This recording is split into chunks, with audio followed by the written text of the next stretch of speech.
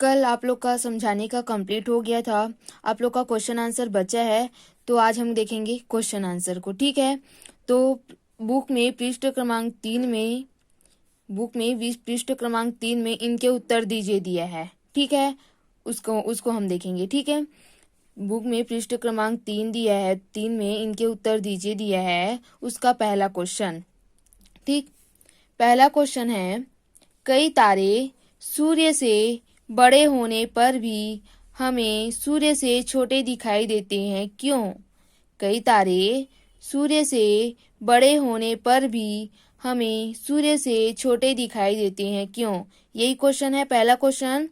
तो इसका आंसर हो जाएगा, इसका उत्तर, कई तारे सूर्य से भी कई गुना अधिक दूर स्थित हैं।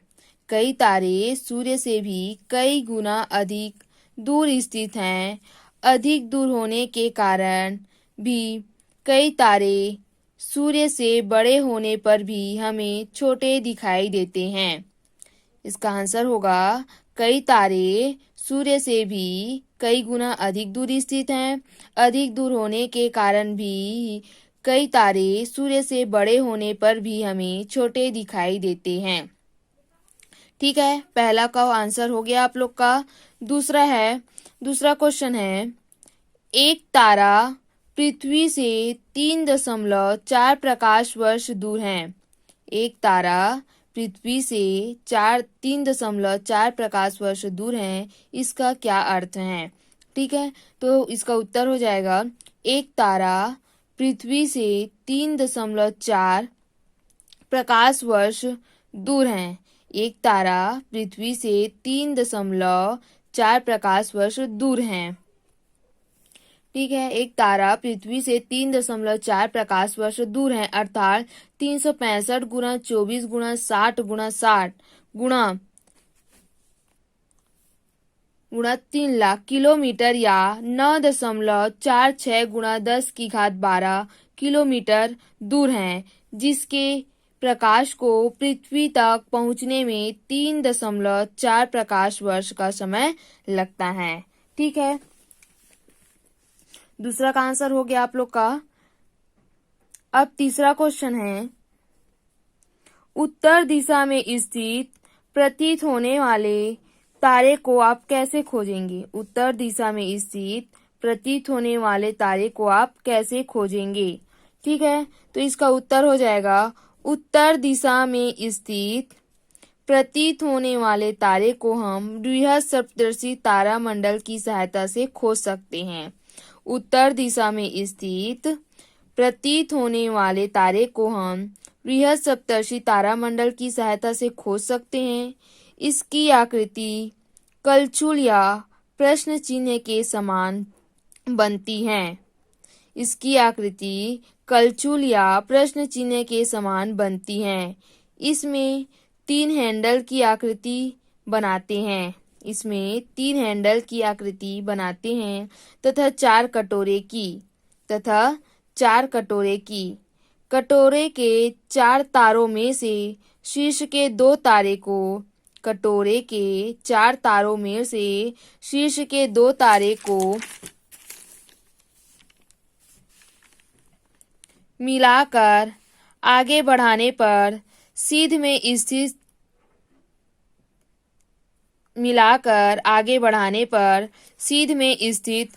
स्थिर प्रतीत होने वाले तारा ही ध्रुव तारा होगा। स्थिर प्रतीत होने वाला तारा ही क्या होगा? ध्रुव तारा होगा। ठीक है, उत्तर दिशा में स्थित प्रतीत होने वाले तारे को हम बृहद सप्तर्षि तारामंडल की सहायता से खोज सकते हैं। इसकी आकृति कलचुल या प्रश्न चिन्ह के समान बनती है। इसमें 3 हैंडल की आकृति बनाते हैं तथा 4 कटोरे के 4 तारों में से शीर्ष के 2 तारे को मिलाकर आगे बढ़ाने पर सीध में स्थित स्थिर प्रतीत होने वाले तारा ही ध्रुव तारा होगा। ठीक है, ये हो गया आप लोग का। इनके उत्तर दीजिए। पृष्ठ क्रमांक 3 का कंप्लीट हो गया। पहला क्वेश्चन, दूसरा क्वेश्चन और तीसरा क्वेश्चन। ठीक है, अब हम देखेंगे। ठीक है, पृष्ठ क्रमांक 3 का आप लोग का इनके उत्तर दीजिए कंप्लीट हुआ। अब पृष्ठ क्रमांक 6, बुक का पृष्ठ क्रमांक 6 में इनके उत्तर दीजिए दिया है। पृष्ठ क्रमांक 6 में इनके उत्तर दीजिए दिया है। उसमें क्वेश्चन दिया है, दी गई जानकारी के आधार पर ग्रहों की पहचान कीजिए। इनके उत्तर दीजिए दिया है पृष्ठ क्रमांक 6 में। पहला क्वेश्चन क्या दिया है, दी गई जानकारी के आधार पर ग्रहों की पहचान कीजिए बोला गया है। ठीक है, तो हम ग्रहों की पहचान करेंगे। ये हो गया। ठीक है, तो पहला दिया है, पहला सबसे बड़ा ग्रह का दिया है, सबसे बड़ा ग्रह। तो सबसे बड़ा ग्रह कौन सा है, बृहस्पति। सबसे बड़ा ग्रह कौन सा है, बृहस्पति। ठीक है, सबसे बड़ा ग्रह बृहस्पति। दूसरा है ग्रह जिस पर जीवन है, ग्रह जिस पर, कौन से ग्रह पर जीवन है, पृथ्वी। तो दूसरा आ जाएगा ग्रह जिस पर जीवन है, क्या आ जाएगा इसका आंसर, पृथ्वी। ठीक है, ग्रह जिस पर जीवन है तो उसका आंसर आ जाएगा पृथ्वी। तीसरा है सबसे चमकीला ग्रह, सबसे चमकीला ग्रह। तो तीसरा है सबसे चमकीला ग्रह कौन सा है, शुक्र है। ठीक है, सबसे चमकीला ग्रह कौन सा है, शुक्र है। चौथा है लाल ग्रह। लाल ग्रह किसको कहते हैं, मंगल को, और लाल ग्रह के नाम से जाना जाता है, मंगल को और लाल ग्रहों के नाम से क्या किया जाता है, जाना जाता है। ठीक है, चौथा हो गया। अब पांचवा है दूरबीन द्वारा खोजा गया पहला ग्रह। दूरबीन द्वारा खोजा गया पहला ग्रह। तो दूरबीन द्वारा खोजा गया पहला ग्रह कौन सा है, अरुण। दूरबीन द्वारा खोजा गया पहला ग्रह अरुण है। दूरबीन द्वारा खोजा गया पहला ग्रह अरुण। ठीक है, पांचवा हुआ। छठवा है तीन वलयों वाला ग्रह किसको कहते हैं, जिसमें तीन वलय होती हैं, वो कौन से ग्रह में होती हैं, शनि में होती हैं। तो तीन वलयों वाला ग्रह कौन सा है, शनि। तीन वलयों वाला ग्रह कौन सा है, शनि। 8 उपग्रहों वाला ग्रह, 8 उपग्रहों वाला ग्रह कौन सा है, वरुण। 8 उपग्रहों वाला ग्रह वरुण। पृष्ठ क्रमांक 6 में आप लोग का इनके उत्तर दीजिए दिया था, वो आप लोग का कंप्लीट हुआ। ठीक है, अब है पृष्ठ क्रमांक 7। पृष्ठ क्रमांक 7 में इनके उत्तर दीजिए दिया है। पृष्ठ क्रमांक 7 में इनके उत्तर दीजिए दिया है। तो इनके उत्तर दीजिए में पहला क्वेश्चन है निम्न के बारे में संक्षिप्त जानकारी दे। पहला क्वेश्चन है निम्न के बारे में संक्षिप्त जानकारी दे। पहला है वे आकाशीय पिंड जो किसी कारण ग्रह का रूप नहीं ले पाए। दूसरा है वह आकाशीय पिंड जिसकी लंबी चमकदार पूंछ होती है। तीसरा है उल्का और उल्का पिंड में अंतर स्पष्ट करे। ठीक है, तो पृष्ठ क्रमांक 7 का हम इनके उत्तर दीजिए देखते हैं पहला क्वेश्चन का आंसर। ठीक है, पहला क्वेश्चन है वे आकाशीय पिंड जो किसी कारण ग्रह का रूप नहीं ले पाए। वे आकाशीय पिंड जो किसी कारण क्या हो, ग्रह का रूप नहीं ले पाए। तो उसका आंसर हो जाएगा उत्तर। ठीक है, इसका उत्तर वह आकाशीय पिंड जो किसी कारण ग्रह का रूप नहीं ले पाए उन्हें क्षुद्र ग्रह या ग्रहिकाएं कहते हैं। वह आकाशीय पिंड जो किसी कारण ग्रह का रूप नहीं ले पाए उन्हें क्षुद्र ग्रह या ग्रहिकाएं कहते हैं। ये मंगल और बृहस्पति की कक्षाओं के मध्य पाए जाने वाले छोटे छोटे पिंड हैं।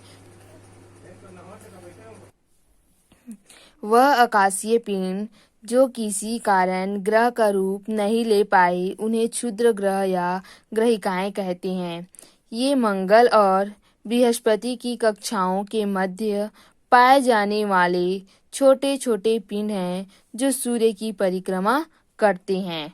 ठीक है, पहला का आंसर यही होगा, वे आकाशीय पिंड जो किसी कारण ग्रह का रूप नहीं ले पाए। उसका आंसर वही होगा, वह आकाशीय पिंड जो किसी कारण ग्रह का रूप नहीं ले पाए उन्हें क्षुद्र ग्रह या ग्रहिकाएं कहते हैं। ये मंगल और बृहस्पति की कक्षाओं के मध्य पाए जाने वाले छोटे छोटे पिंड हैं जो सूर्य की परिक्रमा करते हैं।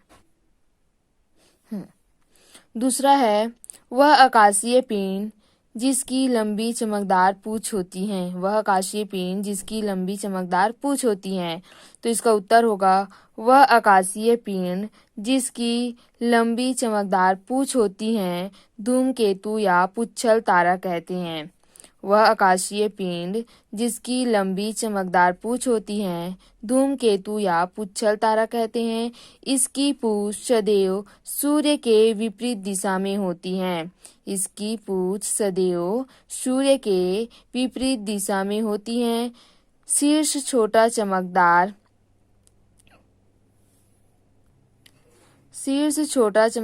ये एक निश्चित समय अवधि के बाद बार बार दिखाई देता है। शीर्ष छोटा चमकदार ये एक निश्चित समय अवधि के बाद बार बार दिखाई देते हैं। तो इसका उत्तर होगा वह आकाशीय पिंड जिसकी लंबी चमकदार पूंछ होती है धूमकेतु या पुच्छल तारा कहते हैं। इसकी पूंछ सदैव सूर्य की विपरीत दिशा में होती है। शीर्ष छोटा चमकदार ये एक निश्चित समय अवधि के बाद बार बार दिखाई देते हैं। ठीक है, पहला था निम्न के बारे में संक्षिप्त जानकारी दीजिए करके था, तो उसका पहला और दूसरा क और ख हो गया कंप्लीट। अब दूसरा क्वेश्चन उल्का और उल्का पिंड में अंतर स्पष्ट करो। दूसरा क्वेश्चन क्या है? उल्का और उल्का पिंड में अंतर स्पष्ट करो बोला गया है। ठीक है, तो उल्का और उल्का पिंड में हम अंतर देखेंगे। उल्का, एक तरफ उल्का और एक तरफ उल्का पिंड। तो पहला है उल्का। उल्का एक छोटा आकाशीय पिंड है पृथ्वी जो सूर्य की परिक्रमा करता रहता है। उल्का एक छोटा आकाशीय पिंड है पृथ्वी जो सूर्य की परिक्रमा करता रहता है। ठीक है, उल्का। अब उल्का पिंड में देखेंगे। उल्का बिना